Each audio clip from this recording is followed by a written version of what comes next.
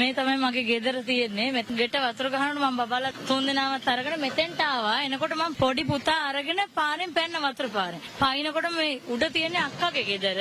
ඒ ගෙදරට බබා දෙනකොටම අර විශාල ගල මෙහෙම කරලා තිබ්බා. අර හුම්මානේ වතුර ගහන්නේ. ඒ වගේ ඉහළින්ම වතුර ලොකු කඳක් උඩට ගියා.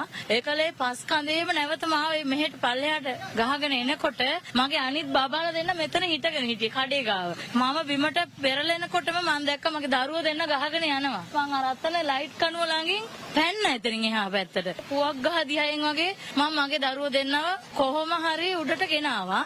දරුවෝ දෙන්න අතන තියලා මං කව පුතේ ඉන්න මම මල්ලි අරගෙන එනවා කොහොම හරි කියලා මං ආයි උඩට ආවා. ඒකල හැල මං කෑ ගැහුවා අයියා අපි ඉන්නවා මගේ කොල්ලා අක්කා උඩ කන්ද උඩින් එනවා ඉක්මනට එන්න කියන්න කියලා. එතකොටම අයියා මේ ලයිට් කණුව දිගේ උඩට නැගලා අක්කයි මේ මෙතන වහලේ ගලවලා තමයි අනිත් පැත්තට මේ තුන් දෙනා බේරගත්තේ. සියලු දේපල අහිමි වී තිබීදිත් තමන්ගේ සහ දරු දෙදෙනාගේ ජීවිතය රැකගැනීමට හැකිවීම ගැන ඉමහත් සතුටකින් පසුවන ඇය හෙට දවස පිළිබඳ සුබවාදී බලාපොරොත්තුවකින් පසුවනවා. අපේ නම් ගෙවල් දොරවල් මොනවත් නැහැ. ඒක ප්‍රශ්නෙකුත් නැහැ. ඒක මොනවා කර අපි බේරුණා ඒක ගැන සතුටුයි ඉතින්.